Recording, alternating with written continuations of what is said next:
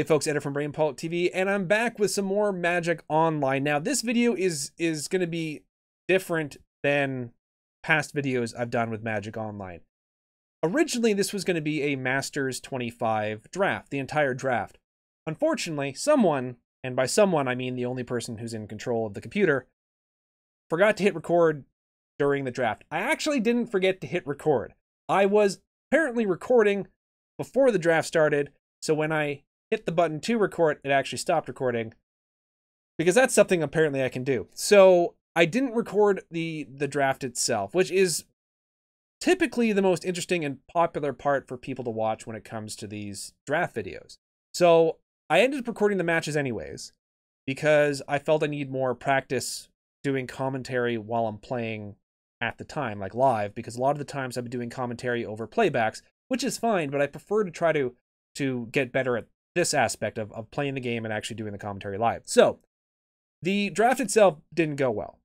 I lost 2 out of 3 matches, which is fine. I mean, I don't typically go into a draft expecting to do extremely well because I'm not that great at drafting.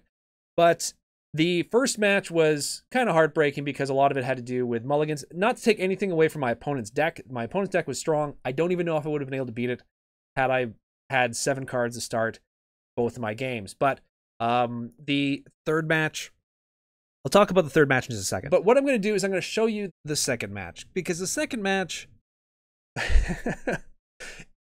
if you've ever played Magic and it seems like anything that can possibly go wrong does, that's sort of what happened, sadly, to my opponent. And I do feel bad, but the idea behind the deck that I did draft, as you can see before you, it's got a couple of Mana Wars. It also has a Luminarch Ascension, which is the pack one pick one I did because I cannot pass up goofy cards like this. And I thought, hey, you know, I could probably make this work. Didn't work out at all. So it was a bad one to pick and to try to continually keep in the deck. But this deck did have a certain amount of legs in the sense that it had a lot of bounce, like with Mana War. It had some tapping abilities, choking tethers. It had a little bit of removal, but it mostly ended up being a tempo shift deck where you bounce their creature back to their hand, you tap their creatures, you're able to sort of swing in. And that was my only sort of win condition. And a bunch of these smaller creatures, for the most part, that you can sort of pump up with stuff like Angelic Page or Active Heroism or the Lunarch Mantle, that sort of thing. So that was sort of the idea behind the deck. I also had a White Mane Lion, which allowed me to do some shenanigans with the Mana Wars, like bounce that back to my hand and then bring out the Mana War again.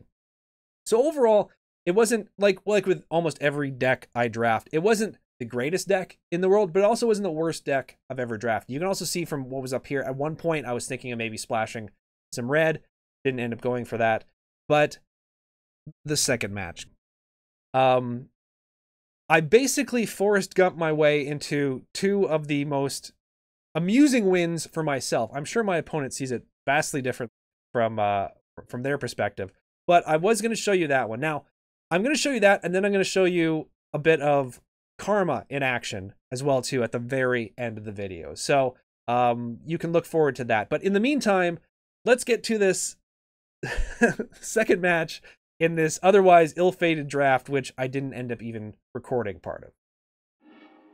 Okay, so here we are in the second match. This is a much better starting hand than we've had the last game. So yeah, we got we can put the falls on right away if we want to. I don't know if we would. Yeah, might as well, right? So we're going to keep this. We're definitely going to keep this. And they're deciding if they have to mulligan to 5. They've already mulliganed to 6, which is how that works. You don't mulligan to 5 until... Ooh, so they did mulligan to 5. Now they're thinking about 4. They've kept 5. So luckily, the opponent didn't have to go any further than 5.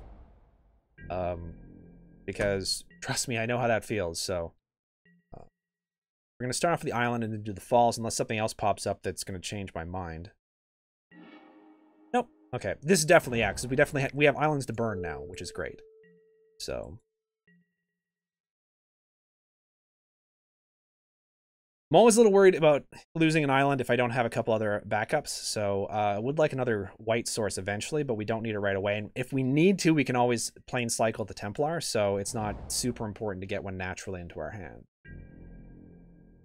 Okay, so luckily not a super quick start for the opponent, which is good because we too do not have a very quick start.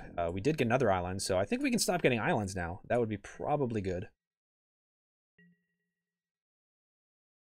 But next turn I can either cast Mana War, or I can end up just swinging in for 3 by air. I might swing in by 3 by air and just wait until see if they cast something as far as a creature goes. Because if they cast a creature, then I'll go ahead and Mana War, and if not, then I'll go ahead and bring out the 3/2 flyer. So it looks like we're going to be doing the 3/2 flyer, unless this next card changes my mind. No, we're another island. Hey, good. So we're going to go ahead and do this.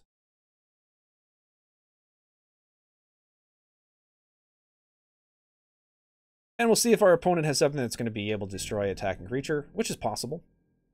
Or flash something out. Not sure if they have something that can flash out for 2 white, but...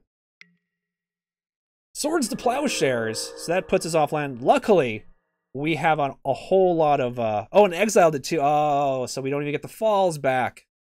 Come on now. But luckily, like I said, we do have... we do have another island. We do have several more islands. And now we have another plains. Now, the bad thing about this is when there's a battlefield, return target creature to its owner's hand. So that's going to trigger regardless. That's not a may. That's a this will happen sort of thing. So we're just going to go ahead and pass the turn to our opponent. We are giving our opponent every opportunity to draw into some better cards. So I was expecting, weirdly, my opponent to play something before turn 5 so that the Mana War would actually have use. But, so they're playing 3 colors. Okay. I've played 3 colors. Ooh. This may be absolutely perfect for us to have this work for us. So, here we go. We're close to being able to hard cast the Noble Templar, which is great too. And this is going to get quest counters because we're going to be able to put the Mana Wars out if they play something. So unless they have enchantment removal, there is a very good chance the Ascension is going to work. But I'm not going to get my hopes up because best laid plans don't typically work out when it comes to weird, janky decisions like adding something like this into my deck. Okay, so they're doing an Invoker. That's fine. Then it's perfect because it uses up all their mana. We're going to bounce it with the Mana War. We did not take... We want to use... Yes, we want... Why would... Who wouldn't? Who wouldn't want to use that ability?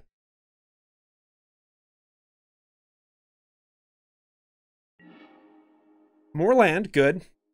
I was a little worried there. I hadn't seen land in a while. So we're going to do Mana War. And we're going to bounce that back to his hand. We're going to end up with another quest counter, which is great. I may do the Noble Templar next turn. I'm not sure. Okay, so they're going to cast it again. Or maybe I'll just do Mana War, because that's going to probably infuriate the opponent.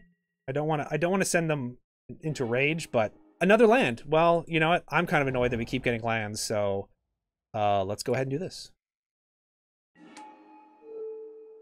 Send that back to his hand. And attack with the Mana War. I'm definitely not going to plane cycle the Noble Templar, so that's going to come out next turn. So we're going to end up with another quest counter, unless they have direct damage they can do to us.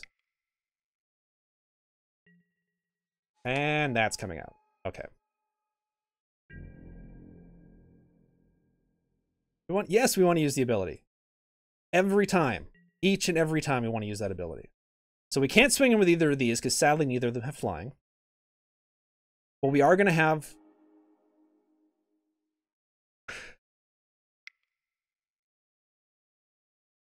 No, I don't want to do it. I don't. I want to... it's 5 and 6. So we'll cast you. Okay. So I'm not going to swing with either of those. I get to Choking Tethers, which is great. They're not going to be able to do damage to us unless they have something which is... Okay, so that makes sense. Opponent had a rough start. Had a rough start. I wanted to create an angel so badly, though. So, I mean, I do understand they probably didn't have enchantment hate. They're most likely going to put in enchantment hate at this point. But yeah, they had a really rough start. That wasn't a good indication, I think, of how our opponent's deck is supposed to run, because they did mulligan down. But I'm so disappointed that I didn't get to at least create one angel. one turn away from creating one angel, but I do understand why the opponent conceded at that point. We're just going to go ahead and keep this as is. We didn't really see much. They don't have any red, so blue elemental blast is not going to help. Yeah, we're going to go ahead and submit this. They are playing 3 colors, so they might have a harder time getting stuff out. Ugh. I mean, ugh.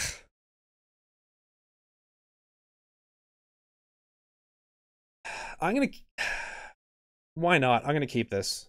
We can play this as a morph.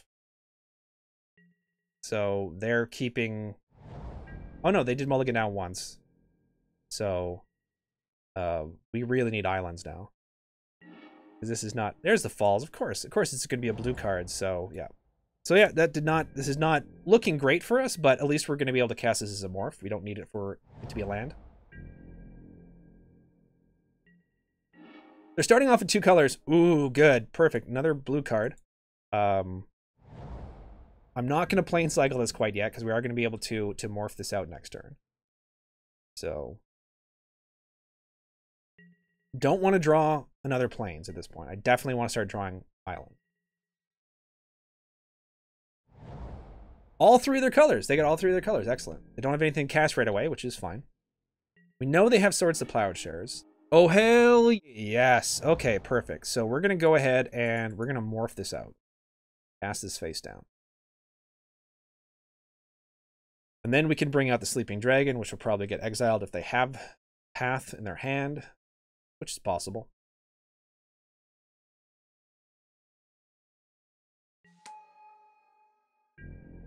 But yeah, Sleeping Dragon is going to be coming out, and this is going to become a 3/3 on our turn, and life is going to be wonderful. So they've definitely got lands this time. Put a creature card from your hand onto the battlefield. Well, that really sucks for us. So I think I know what I'm going to do.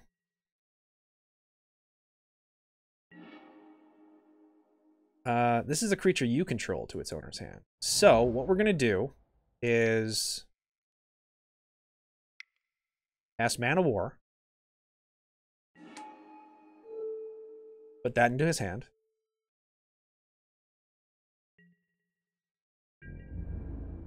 Attack for 2. Now, what is the morph cost of this? The morph cost of this is it's 2. Okay. So we can bring the white, use the white main line to bring the Mana War back into our hand if we want to. But we need another. Now we need another land. So we need another land. Feel kind of bad for our opponent. So yeah, we're going to undo that. Undo that. They're not blocking with this.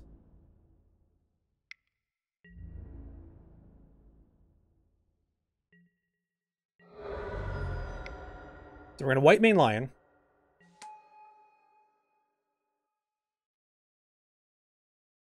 We're going to bring this back to our hand. We're going to cast the Mana War. And we're going to put the Elvish Piper back into their hand. So at this point, our opponent's got to hate us. I'm assuming our opponent really doesn't like us. And then the Elvish Piper goes back. So if we draw Mana War here, one, that'll be amazing.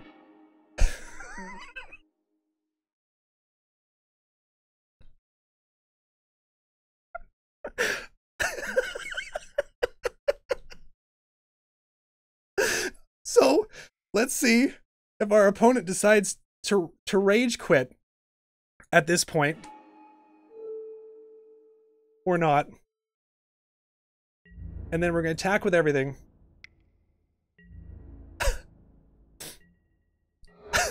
So they're down to 8. So we Sleeping Dragon next time and probably swinging for lethal.